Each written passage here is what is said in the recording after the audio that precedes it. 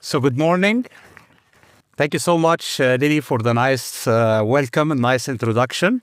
Thanks also to the organizers for inviting me. It's a great pleasure to be here today. So I'm the GM of Roche Bulgaria.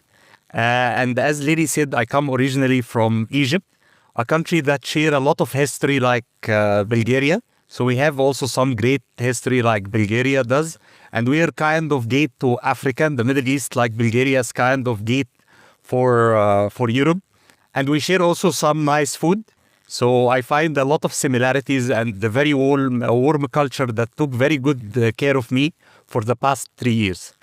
So today we wanted to share a bit about our agile transformation journey. And I would assume that might be a bit interesting because it comes in the healthcare sector and also some of our learning. We thought to start by introducing first the company because we know that maybe a lot of colleagues from the audience are coming either from technology sector, from banking.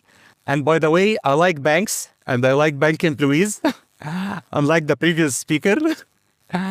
Especially Lily as well is working in the banking sector, so we should take care. So I would start with our purpose, and this is Roche purpose, and it's really doing now what patients need next. So we envision a better future, a future where we are together, are able either to prevent or stop or cure diseases. And to put it more in context, what does that, purpose means? It means that we needed to invest a lot in research and development. So Roche is considered among the top investors in research and development in healthcare. Last year, for example, we have invested more than 13 billion Swiss francs in research and development, either in diagnostics or in pharmaceuticals. And this is one interesting thing about Roche, that we have a diagnostics division and pharmaceutical division, and that helps us to serve patients across their patient journey. Roche started in 1896 as a family company, and actually it took the name in Basel in Switzerland from the lady, the wife. So Hoffmann Roche was the family, it was the family name of the wife. And one thing happened in the early 19th century and 20th century that they kind of predicted that our needs for pharmaceutical will be in big quantities. And they started very early to produce a huge quantities of pharmaceuticals, which was not very common in that early time. So most of the pharmaceutical companies start as a small lab. But guess what happened later was the World War I, 1914 to 1918. And that was a great need to huge quantities of pharmaceuticals. The journey continued. And for example, in the past 50 years, we are very proud that our scientists won around 3 Nobel Prizes. They also won 44 Prix Galien Awards. It's award for the innovation in pharmaceutical. We have more than 100,000 employees globally. And here locally in Bulgaria, we have around 100 employees. We have more than 55 clinical trials. We have more than 10 patient support programs where we support patients in different disease areas like oncology, ophthalmology, neurology, immunology disease, and very soon also in cardiovascular as well. Maybe the important question to kick off the session, why Agile in healthcare is needed now? We speak about banking sector where it makes a lot of sense. We speak definitely about technology where we see, a rapid cycle of change internally and externally, a lot of experimentation, a lot of feedback. But in pharmaceutical or in healthcare where it's super regulated, as you can imagine, and also it's very serious because it's really related to the lives of people. So this question we always get, why Agile in healthcare? When we started this journey, maybe late 2018 and beginning of 2019, and maybe to set some context and the year of Europe, we can speak about very important factor, the speed. The speed, the patients really need support and need solutions very quickly. There is something called the weight indicator, and this weight indicator measures When our patients in Bulgaria, for example, will get healthcare innovation, whether it's a medicine or diagnostic test, after the EMA approval, the European Medicine Agency. So you have a central approval, and then you might get the medicine with access to reimbursement maybe 2 years later in a country like Bulgaria. And if you look into the variability in Europe, you will find like country like Germany will get access to healthcare innovation within 3 months from EMA approval. While some countries in Eastern Europe, like Romania and Hungary, might get access to healthcare innovation in 5 years. We as Bulgaria stand somewhere in the middle. We get access to innovation after 2 years. But the question, how do you perceive 2 years? I believe 2 years is too long. It's a very long period. If you think, for example, about a lung cancer patient, and he or she is really waiting for the next innovation, that can move the survival from months to years. So we really need to act now. That was really one major motive for Roche to adopt Agile transformation. And here comes our North Star. The starting point for this Agile transformation was better outcomes for more patients faster, as I said. So we operate in a business, we're really delivering hope. If you think about those cancer patients or neurology patients suffering from multiple sclerosis, for example, or someone with eye disease, so he or she cannot read, cannot see, cannot drive, cannot go to work. So it's really business of hope and quality of life. And the idea that we need to do that faster. So this is what brought us to agility. And the first impression, 2018, 2019, agility looks very sexy. It's very attractive. What you need is a couple of post-it. So on any wall, you can have those nice yellow or blue post-it. You put them on the wall. Do sprint for anything. Alex, I would like to discuss one project for you. Okay, let's have a sprint. Let's invite 5 other people and let's have a sprint. So that was the initial image we got. So some post-it, some sprints, and let's chat. Unfortunately, the reality was different. So what we started to realize, in the beginning of 2018, that it's very much about the agile mindset. And that was not easy. It's a big challenge. Even if you think about the first level, about the individual leader, myself. So the call to action was really moving from controlling to reactive leadership. I have, for example, a long history in healthcare, and I know that this is the way to do things. This is the way to launch a product. This is a way to get reimbursement done. And then guess what? Someone from my team who has a better mindset, a more innovative way to do things. He's better in listening in our customers and getting feedback to our patients, and he can do things better. So as an individual leader, I was asked to move from this controlling to more reactive. From the feeling of authority, I'm the boss, I'm the GM, I'm the CEO, I'm the manager, to really more of partnership.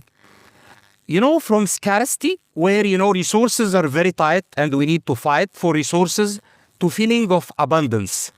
From certainty, I know it all. I've done it multiple times, to really curiosity, asking questions.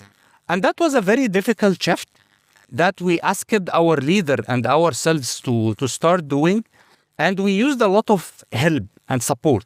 So definitely agile coaches helped us big time, either agile coaches from within Roche or from the outside worlds.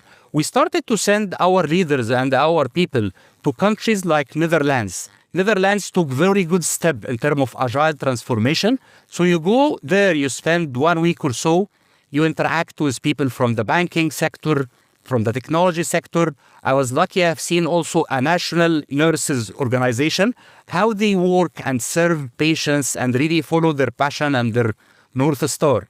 So we started to prepare on an individual level, and then we moved to a team level. So we were, as you can imagine, very hierarchical company. Even here in Bulgaria, talking about, 100 employees, we had 4 or 5 levels of employees. If you want to speak to the board or the leadership team or the GM, you have to go through 3-4 people. And we worked on this structure. So we made the structure more lean. So we had really one layer whatever you call it, the leadership team, we call them the enabling team. And then immediately you have the customer-facing team. We call them the patient journey partner and the health system partners. So those people, the customer-facing, having only reporting directly to the leadership or to the board, and then the GM is also part of this board. So getting really the structure more slim. I mentioned already our North Star, which is having better outcomes for more patients faster.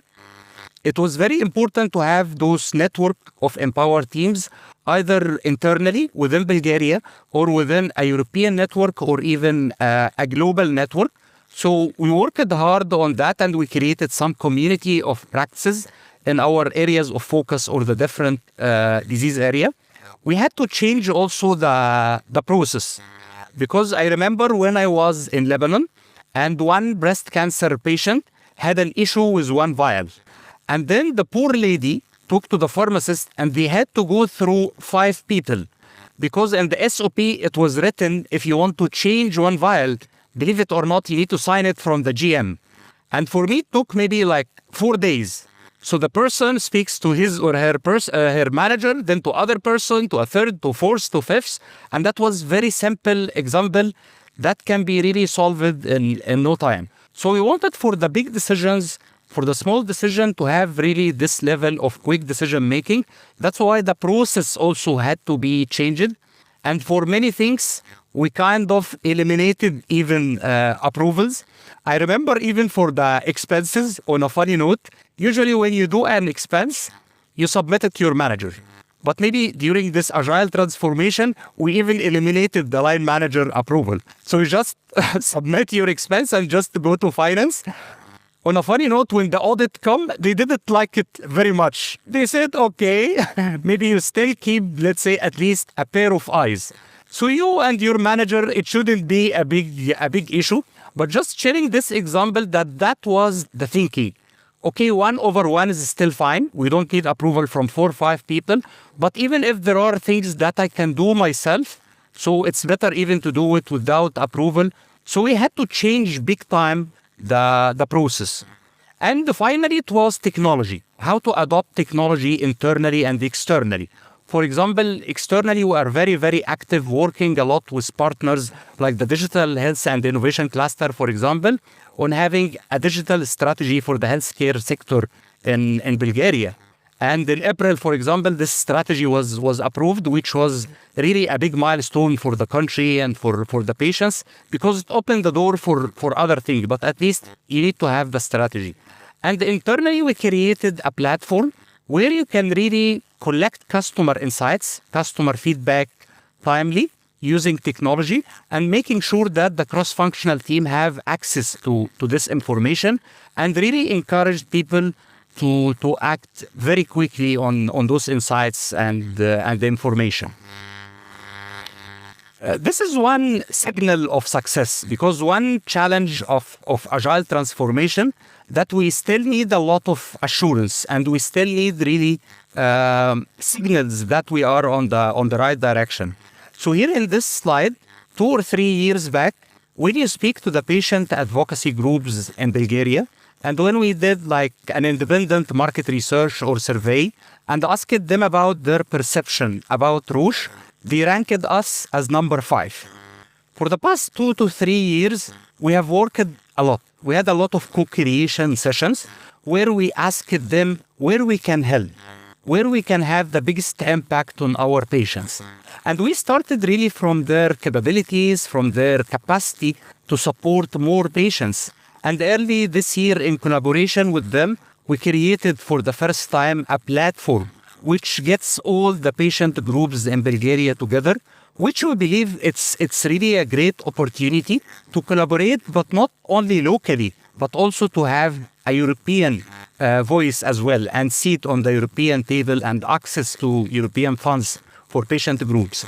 And as a result of this efforts and energy and belief, this year when we did again the same survey, we have moved from number 5 to number 1. For me, the take-home message was that, yes, Agile can work in healthcare.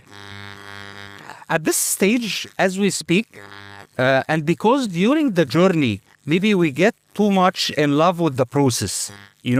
Those impact retrospectives, those sprints, how you be the master of all impact retrospective, how to have the best sprint ever.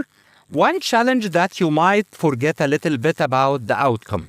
So at this stage of our growth and our journey, we have decided, and our company decided, that we would like to bring in and kind of partner with the Agile concept, the concept of high-performing team. And this concept is not new, but we selected number of factors to focus on. The first one is really we want to aim high with our purpose and our ambition. For example, one purpose and one ambition we are discussing and considering right now to triple the number of patients. Can we help triple the number of patients? I mentioned in the first slide that Roche helped last year with its medicines around 22 million patients. Can we help, for example, in 2027, 66 million patients? Is it doable? And I believe that yes, it's doable. So one thing we are working on is really to challenge ourselves and elevate this ambition. How to continue deliver value with urgency and consistency. And related to our leadership, how to continue inspire our people so they take care of our customers and our patients. But the $1 million question, how to balance between empowerment and accountability. Because when we started our Agile transformation journey, we have seen too much empowerment. We have told every individual leader, you need to move from the reactive side to more creative side. That means you coach more, you listen more, you really ask questions, you trust people, you inspire. But we ended up feeling that we are going 150% on the empowerment side, which is good. It's not a bad thing, but I think it's a matter of polarity. Life itself is kind of polarity. We come to life and we celebrate birth, but we know that we are going ultimately to death. So how you can balance between empowerment and accountability? So this is something we are investing on. We want to sustain our success and continue, excellence, what we have done. We want to continue learning those impact retrospective, being very fast in bringing, insights from our customers and our patients and act on them. And finally, definitely to role model what we are speaking on. So asking our enabling team, our board, our leadership team to really role model all the behaviors we are looking for. Agile transformation is about leadership. To be honest, everything else is easy. You can change the structure like that. You can do it. I'm sure you have great people in your company, or you can get, one of the external consultants. They can tell you how to change the structure. Process, you have also experts in process. Even in my team, I have people who are genius about process, but again, you can outsource that. The one thing that we have found that it's very challenging, but it's the most important, is leadership. How you make sure that your people are really connected to the purpose. In our case, for example, we always invite patients to our meetings. We share our stories. Some of us are patients. The story of our beloved one, the story of our families. And this is very important, that every employee believe that he or she is adding a great value, really saving a patient, getting something earlier to a patient, providing hope and quality of life. The collaboration, how you encourage teams to work together, not only within Bulgaria, but really within European context, or even within global context. We used to have, by the way, last year, an Agile coach from Latin America. Believe it or not. We struggled a lot with the time zone for sure. So it was not very wise decision from time zone perspective. But the lady was amazing. And you cannot imagine how expert, how talented she was, how she was, able to bring really adrenaline to the team and so on. So really trying to work and collaborate across barriers. Very important having this learnable, this growth mindset. People who really celebrate setbacks. I have someone in my team who's very cool with setbacks, with problems. Problems happen and then the guy is very happy. And then even he shares with the team. He sits and shares. This is what we have done. This is what we have done. We didn't succeed. This is what we are going to consider to do differently.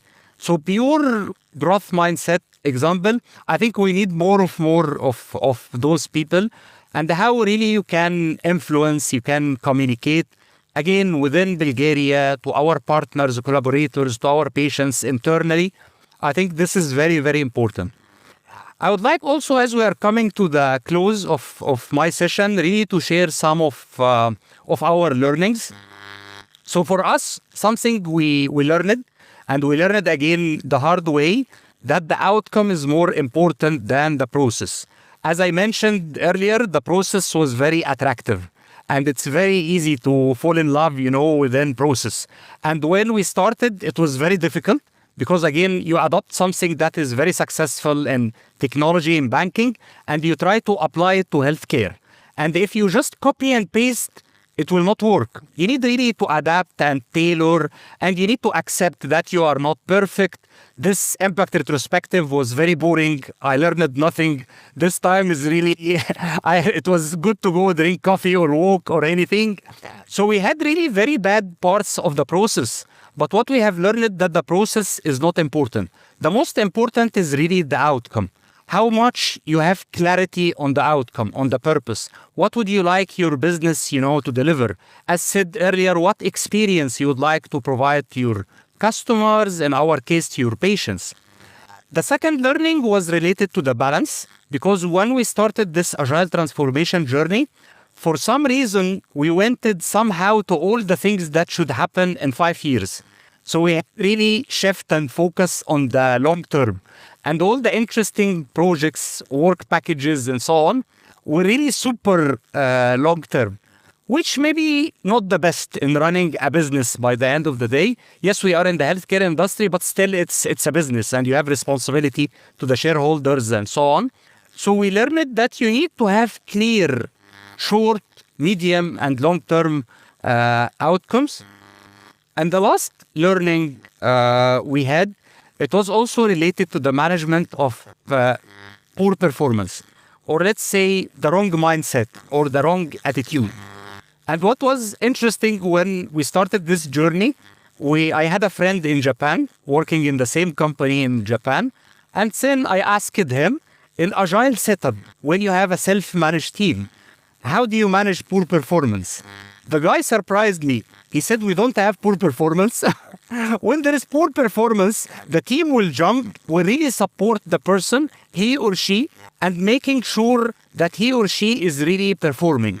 We'll give them strong feedback. We'll really go the extra mile to support them.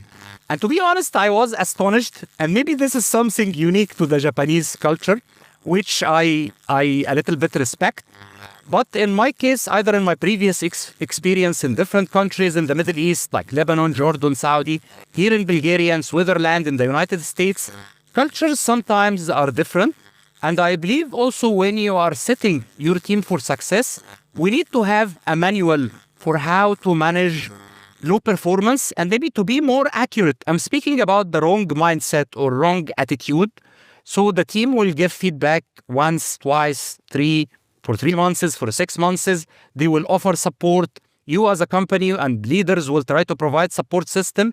But what if it didn't work after 6 months? What I have seen that some of the self-organized teams, they were not able to take this bad apple outside. And sometimes the enabling team or the leadership team has to, to step in. So those were some of the learnings. Maybe the learnings are more, but at least those 3 were very close to my heart.